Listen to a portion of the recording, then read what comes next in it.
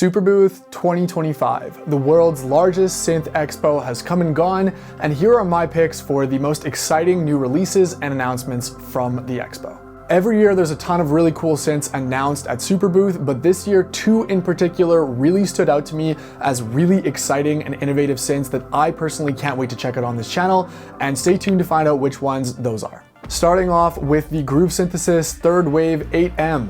Now this is one I've known about behind the scenes for a little while now, but I'm so excited that it's finally announced. The Third Wave 8M is essentially a more budget-friendly, more streamlined, less features version of the full-size Third Wave, which if you've seen my channel, you know I'm a big fan of the Third Wave. It's a fantastic analog hybrid wavetable synth that can pretty much do everything.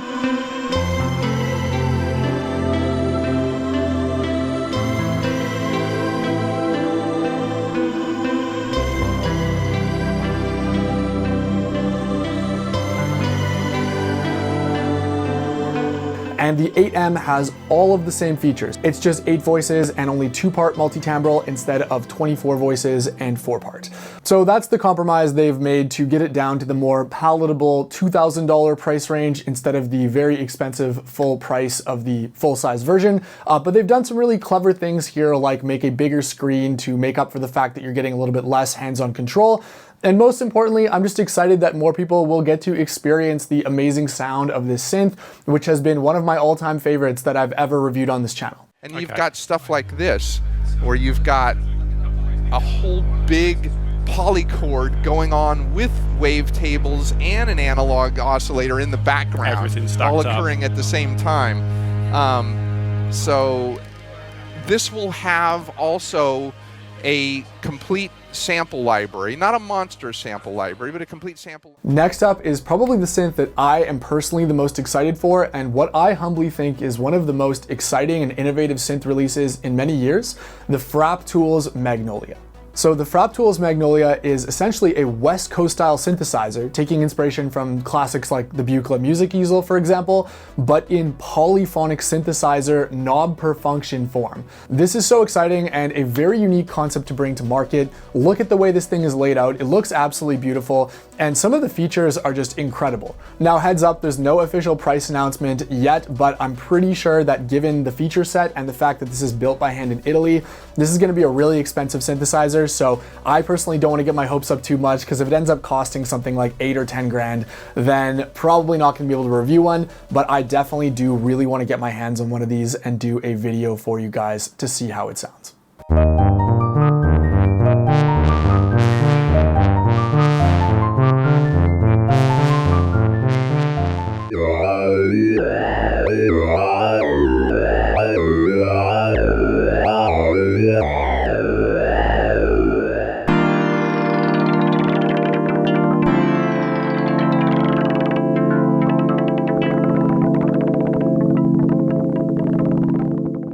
Next up, we have the synth that's probably getting the most buzz from the festival, both for good and bad reasons, and that is Moog Music's brand new Messenger mono synth.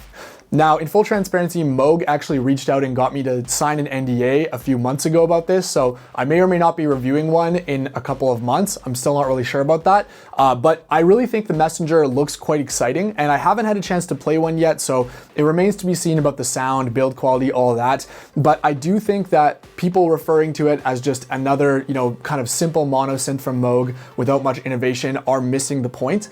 The coolest thing about the Messenger is that it's straying away from Moog's classic sort of sub 37 Voyager mini Moog, really simple East Coast style of synthesis, more towards almost like a modular synthesizer type of workflow, where you've got wave folding, oscillator to FM to the filter, a really advanced sequencer with probability and gate length, all that kind of thing that you would see almost in something more complicated like the Muse or a Eurorack system.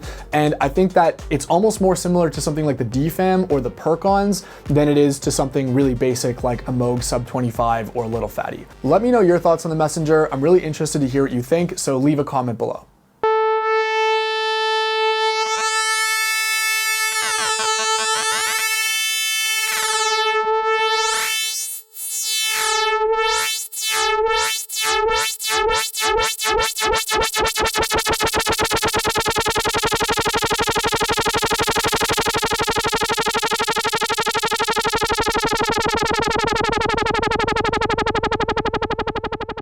Up next is my second pick for the other most exciting synthesizer of the entire expo, and that is the Morphor Echon 6. I hope I'm pronouncing that right. Now, similarly to the Magnolia, the Echon 6 is really exciting to me because it's trying to do something that I haven't at least seen done before in analog polysynth format.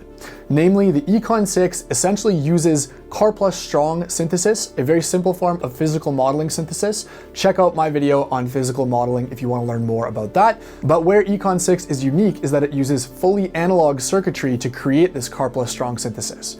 Namely, it uses analog bucket brigade chips for resonators and analog white noise and creates a 6-voice polysynth with a really unique character. Similarly to the Magnolia, I really applaud these guys for trying something new that isn't just another polysynth with a ladder filter. And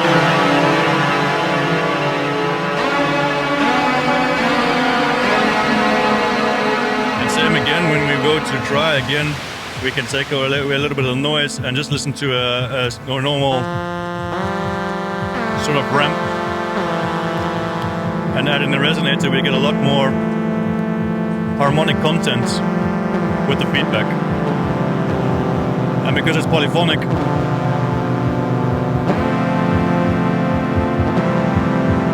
we can play chords obviously as well.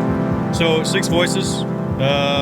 We can also do multi-timbral, so every voice can also be set up differently if you want to do multi-timbral, and that's the advantage of having the different voice outs, so you can make your own mix with the different voices. Next, let's jump into the more weird and experimental category of things that caught my eye. So firstly, the Korg Phase8 acoustic synthesizer, I hope I'm getting that name right, is a really interesting synth that's been teased at a couple different Superbooths and expos before, but I believe now it's finally ready and about ready to be started for production. So this synthesizer, I'll play a demo of it, but it essentially uses electromagnetic resonators to create a very weird kalimba-esque, xylophone-esque sound that is pretty unlike anything I've ever heard. Take a listen here. We've got a sequencer on board, which has an 8-step interface, but also allows for unquantized recording of triggers or quantized recording. We've changed around a lot of the controls. We've improved the velocity response, so for each of the voices, we can control how hard the resonator is hit with the electromagnet. So if I turn all of them down, we get a very soft bell-like sound. And if I turn up the velocity for a given voice, we hit the resonator a lot harder. At all times, we can mess around with the resonators by placing objects on them, placing our fingers on them.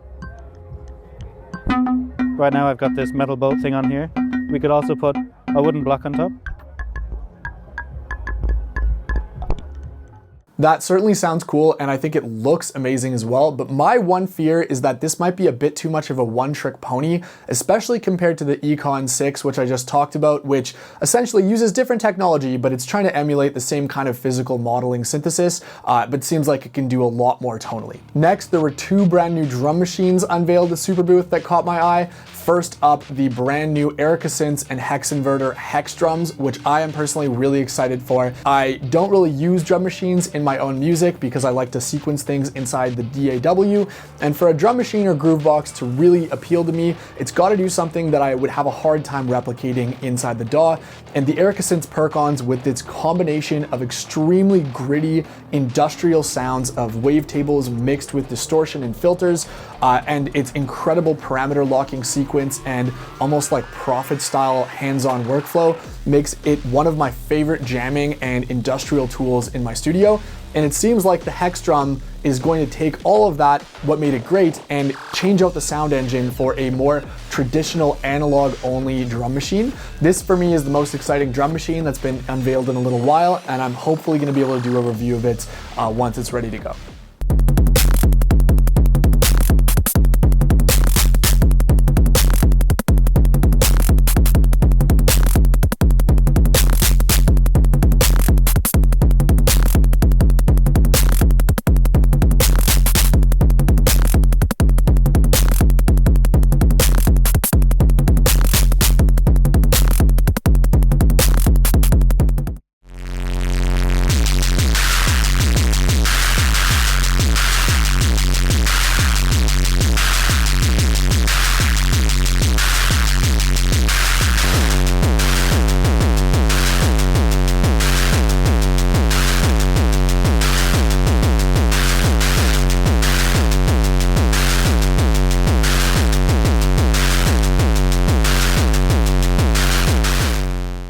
almost the opposite end of the drum machine spectrum, we have the new Vermona DrumDing, which I thought looked really interesting, although I'm not really sure so far how I would use it in my own workflow. The idea behind it was so interesting I had to give it a shout. Now essentially with drum machines, you're usually either getting sample-based drum machines where you load pre-made samples onto a card and then you can mangle them, which is cool, but you're limited to whatever samples you have, or you get synthesis-based drum machines where you're essentially like the Hexdrums, synthesizing drum sounds from, raw waveforms, raw oscillators. Now, the DrumDing is kind of combining both of those into a seamless workflow where part of it is a drum synthesizer, where you're synthesizing sounds exactly like you want them, and then the other part, which is really ingenious, is it has a sampler that allows you to sample those drum sounds you just created and then process them and sequence them like you would in a traditional sample-based drum machine. Now, how useful this actually is, or what the use cases of this remains to be seen, but I had to give Vermona a shout out for how innovative that is, and I could really see a lot of cases where this would be a huge workflow and time saver. So very excited for the DrumDing.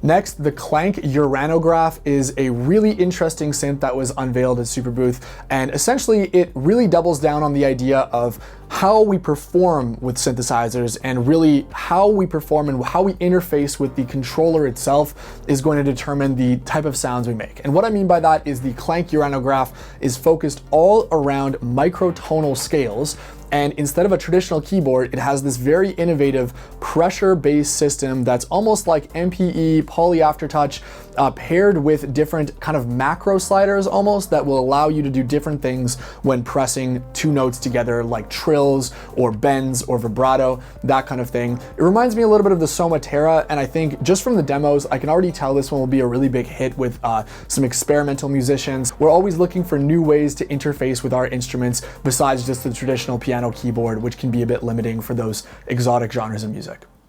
So I can activate, for example, a glissando.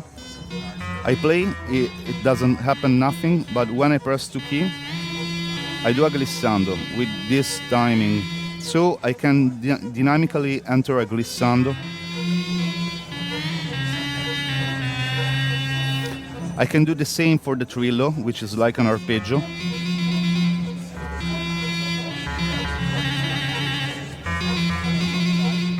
Oh, it's interesting. I can combine those, and I have a staccato for percussive sound, and yeah, I can combine. And the final synthesizer I want to give a quick shout out to from Superbooth 2025 is the Bri 6 from GS Music. Now, the Bri 6 is not a brand new announcement, but it's not out yet, at least not the keyboard version.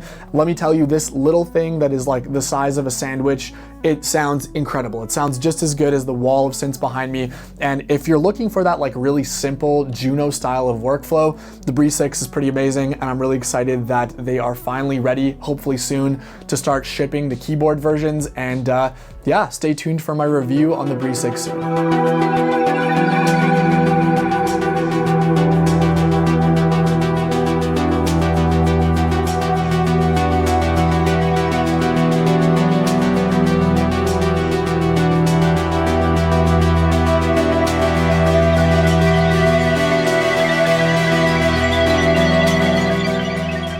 That's where I'll wrap it up today, but let me know if I missed your favorite synth unveiled from Superbooth. Let me know in the comments what it was or what your thoughts are. Do you agree with me on my choices? Did I miss anything? As always, thank you so much for watching, and I will see you soon in the next synth video.